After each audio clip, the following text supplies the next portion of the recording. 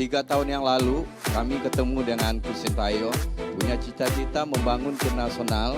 Sekarang kita masuk di 16 besar, saya pikir harus diapresiasi. Pak, ada titipan nih Pak, semuanya pada teriak STY katanya. Liganya bisa lolos grup, kan memang itu janjinya. Era baru Timnas Indonesia, bintang Australia, puji kehebatan skuad Garuda. Ketum PSSI angkat topi, kontrak Sintayong dibuka. Simak informasi selengkapnya berikut ini.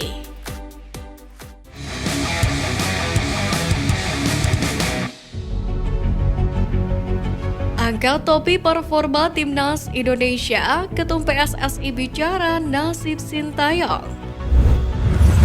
Timnas Indonesia tersingkir dari Piala Asia 2023 usai dikalahkan Australia di babak 16 besar. Catatan itu tidak membuat Ketua Umum PSSI Erick Thohir kecewa, justru angkat topi. Erick merasa apa yang diperlihatkan skuad Garuda sudah luar biasa. Apalagi lawan yang dihadapi tim Merah Putih adalah sekelas Australia yang levelnya jauh di atas tim Merah Putih. Semua sudah berjuang dan memberikan yang terbaik untuk Indonesia. Semangat luar biasa, tampil lepas dan bermain tanpa rasa takut. Tetap semangat. Kini banyak yang penasaran bagaimana nasib pelatih Sintayong ke depannya. Untuk menjawab pertanyaan tersebut, Ketum PSSI ini pun akhirnya buka suara. Ia memastikan PSSI masih bekerja sama dengan Sintayong, setidaknya sampai Piala Asia U23 2024 bergulir pada 15 April hingga 3 Mei tahun ini. Sebagai informasi, Sintayong masih terikat kontrak hingga 30 Juni 2024. Seiring perjalanannya yang berhasil membawa Timnas Indonesia cetak sejarah dengan menembus 16 besar Piala Asia, gaugan dari pecinta sepak bola tanah air yang meminta kontrak Sintayong semakin masif.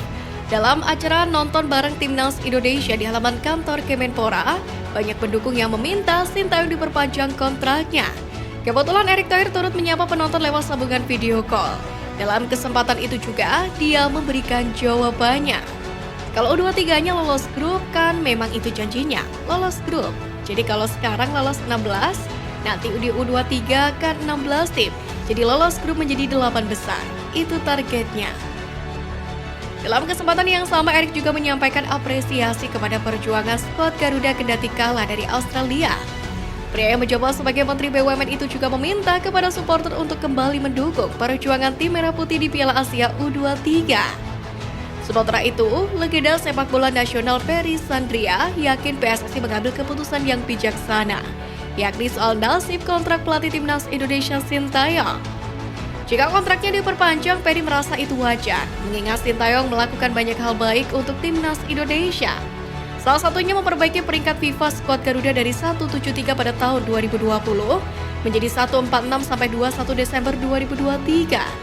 Kemudian Sintayong juga membawa timnas senior dan U20 Indonesia lolos ke Piala Asia U20 serta Piala Asia edisi tahun 2023. Namun, kalaupun PSSI tidak memperpanjang lagi kontrak Sintayong, Ferry pun memaklumi pula lantaran dia percaya keputusan tersebut diambil melalui pertimbangan matang.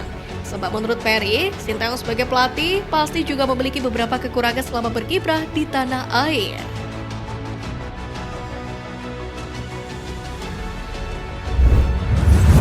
Penyebab Timnas Indonesia kalah 4-0 dari Australia.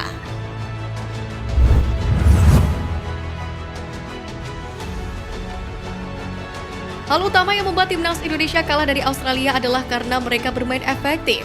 Tim asuhan Graham Arnold itu tak mengepung lini pertahanan Garuda seperti saat Timnas Indonesia melawan Jepang. Kendati demikian, setiap kali Australia menyerang, maka momen itu sangat berbahaya. Setidaknya Australia mencetak 7 peluang, 4 tepat ke gawang dan menariknya semua shot on goal itu berbuah gol. Hal itu karena Australia bermain sangat efektif. Sebagai pengingat, Australia memang berada di peringkat 25 dalam ranking FIFA. Sedangkan Timnas Indonesia saat ini di posisi 146 dunia. Ranking FIFA kedua tim pun sudah memperlihatkan perbedaan level dari kedua kesebelasan.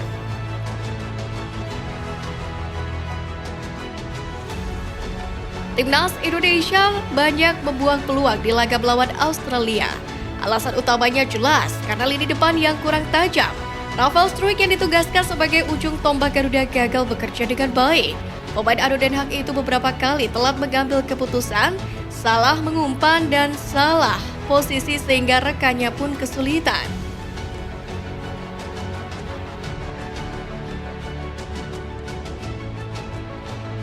Lini pertahanan timnas Indonesia mudah dibobol saat melawan Australia. Asnawi Bakwala beberapa kali kehilangan bola, bahkan gol kedua Australia berasal dari kesalahan mantan pemain Jonan Bragos itu yang telat menutup lawan. Lalu Elkan Bagot juga tak bermain baik seperti biasanya. Selain melakukan gol bunuh diri, pemain Ipswich Town itu sempat kalah duel serta kehilangan bola.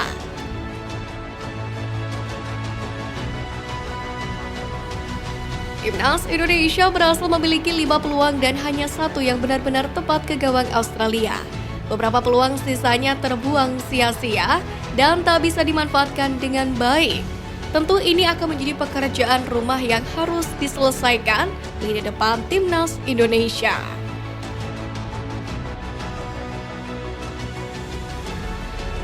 Permainan Timnas Indonesia sangat baik meski kebobolan 2 gol di babak pertama.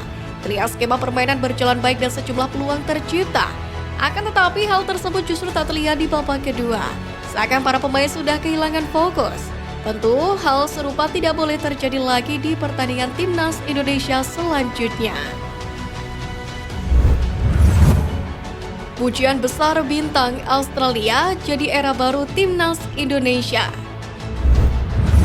Kemenangan telak The Socceroos atas Timnas Indonesia menamatkan cerita skuad Garuda di pentas Piala Asia 2023.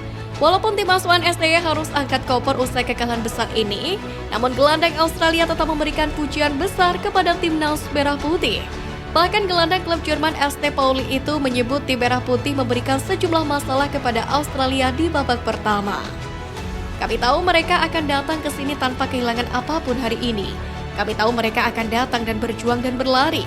Di babak pertama mereka memberikan kami beberapa masalah dengan energi dan intensitas mereka, kata Jackson Irvin. Kendati kalah, Indonesia memang menunjukkan penampilan yang mengesankan dengan tampil agresif. Skuad Garuda tidak bertahan walaupun menghadapi lawan tim berperingkat 25 dunia. Tim Aswan Sintayong menampilkan permainan bola-bola pendek dan berani menyerang Australia hingga mendapatkan sejumlah peluang gol seperti melalui Rafael Struijk, Jakob Sayuri, hingga Marcelino Ferdinand. Pressing ketat pemain-pemain Timnas Indonesia juga membuat Socceroos tidak punya banyak peluang di babak pertama. Australia bahkan hanya mencatat 1 tembakan tepat sasaran di 45 menit pertama. Permainan agresif Timnas Indonesia pun sudah terlihat bahkan di garis depan. Sejak kiper Australia Matthew Ryan melakukan tendangan ke gawang, pemain-pemain Timnas Indonesia sudah melakukan pengawalan ketat ke tiap bek Australia. Pola pressing ketat itu membuat Australia tidak bisa leluasa menyusun serangan dengan baik. Mereka sudah ditekan sehingga tak bisa memainkan bola dari bawah. Rupanya ini menjadi bagian dari skema Sintayong. Pelatih asal Korea Selatan ini menjelaskan skema ofensif dimainkan untuk membuka peluang mencetak gol lebih dulu. Sayangnya, upaya itu tidak berbuah manis. Pengalaman besar yang dimiliki Australia membuat tim asuhan Graham Arnold itu mudah melihat celah di pertahanan Indonesia untuk mencetak gol. Hal ini juga diungkapkan oleh pemain bintang Australia Irvin. Namun pengalaman dan profesionalisme kami bersinar di babak kedua, dan saya pikir kami memiliki banyak senjata untuk mereka pada hari ini.